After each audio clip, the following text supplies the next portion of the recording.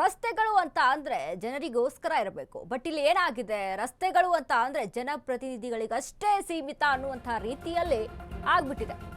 ರಸ್ತೆಗಳು ಜನರಿಗಾಗಿ ಅಲ್ಲ, ಜನಪ್ರತಿನಿಧಿಗಳಿಗಷ್ಟೇ. ನಾಳೆ ಉಪರಾಷ್ಟ್ರಪತಿ ಬರ್ತಿದ್ದಾರೆ ಎಂದು ರೋಡ್ ರೆಡಿ.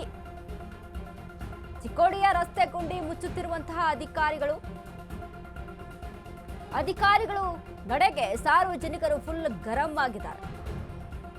ಜನಪ್ರತಿನಿಧಿಗಳು ಬರ್ತಾರೆ ಅಂತ ತೇಪೆ ಕೆಲಸ ಮಾಡಬೇಡಿ, ಮಾಡೋದಿದ್ರೆ ಶಾಶ್ವತ ರಸ್ತೆ ಕಾರ್ಯವನ್ನ ಮಾಡಿ ಮುಗಿಸಿ. ಚಿಕ್ಕೋಡಿ ಅಧಿಕಾರಿಗಳ ನಡೆಗೆ ಜನರು ಆಕ್ರೋಶವನ್ನ ವ್ಯಕ್ತಪಡಿಸ್ತಾ ಇದ್ದಾರೆ.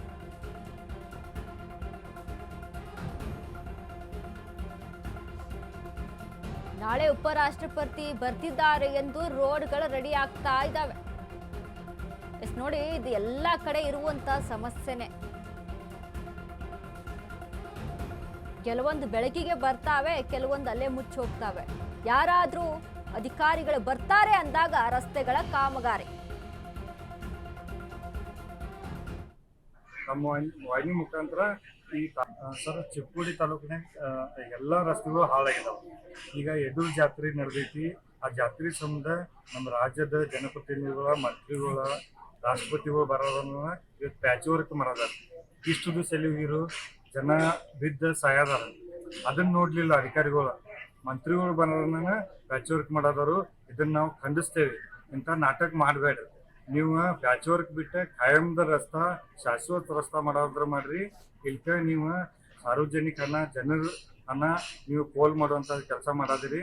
ತಕ್ಷಣ ಇದನ್ನ ಬಂದ್ ಮಾಡಿ ಶಾಶ್ವತ ರಸ್ತಾ ಮಾಡಿಕೊಡ್ಬೇಕಂತ ನಾವು ತಮ್ಮ ವಾಹಿನಿ ಮುಖಾಂತರ ಒತ್ತಾಯ ಮಾಡ್ತೀವಿ. ಜನಪ್ರತಿನಿಧಿಗಳು, ಮಂತ್ರಿಗಳು ಬರೋಣ ನೀವು ಮಾಡೋದಿರಿ. ಇದನ್ನ ನಾವು ಸಹಿಸೋದಿಲ್ಲ. ನಾಳೆ ನಾವು ನಿಮ್ಮ ಕಚೇರಿ ಮುಂದೆ, ನಿಮ್ಮ ಆಫೀಸ್ ಮುಂದೆ ಧರಣಿ ಕುಂಡುವಂತ ಕೆಲಸ ಮಾಡ್ತೀವಿ. ಇದನ್ನ ನಾಟಕ ಬಂದ್ ಮಾಡ್ರಿ. ಮತ್ತ ಜನರ ಕಡೆ ನೋಡ್ರಿ, ಶಾಶ್ವತ ರಸ್ತಾ ಮಾಡುವಂತ ಕೆಲಸ ಮಾಡ್ರಿ. ಇಲ್ಲಾಂದ್ರೆ ನಿಮ್ಮ ವಿರುದ್ಧವಾಗಿ ನಾವು ಸರ್ಕಾರ ವಿರುದ್ಧ ನಿರಂತರ ಹೋರಾಟ ಮಾಡ್ತೀವಿ ಅಂತ ನಮ್ಮ ವಾಹಿನಿ ಮುಖಾಂತರ ಈ ತಾಲೂಕ PWD ಆಗಲಿ, ಜಡ್ಪಿ ಅಧಿಕಾರಿಗಳಿಗೆ, ಸರ್ಕಾರ ನೋಡಿ, ಈಗ ಏನ್ ಟಾರ್ ಹಾಕ್ತಾ ಇದ್ದಾರೆ ಅಲ್ಲಿ ಉಪರಾಷ್ಟ್ರಪತಿ ಬರ್ತಾರೆ ಅನ್ನುವಂಥ ವಿಚಾರಕ್ಕೆ ಸಂಬಂಧಪಟ್ಟಂತೆ, ಇದೇ ಟಾರನ್ನ ಒಂದು ಜಾತ್ರೆ ಎಲ್ಲ ಮುಗಿದ ಮೇಲೆ ಒಂದು 15 ದಿನ ಬಿಟ್ಟು ಹೋಗಿ ನೋಡಿ, ಒಂದು ಗುಂಡಿ ಅಲ್ಲ 10 ಗುಂಡಿ ಬಿದ್ದಿರ್ತಾವಲ್ಲಿ. ಅಂದರೆ ಬರೀ ಯಾರಾದರೂ ನಾಮಕಾವಸ್ಥೆ ಅಷ್ಟೇ ಮಾಡಿದೀವಿ ರೋಡು ಅನ್ನುವಂಥ. ಯಾಕಂದರೆ ಉಪರಾಷ್ಟ್ರಪತಿ ಬರ್ತಾರೆ, ಅವರಿಗೆಲ್ಲೂ ತಗ್ಗು ಗುಂಡಿಗಳು ಕಾಣಿಸ್ಬಾರ್ದಪ್ಪ.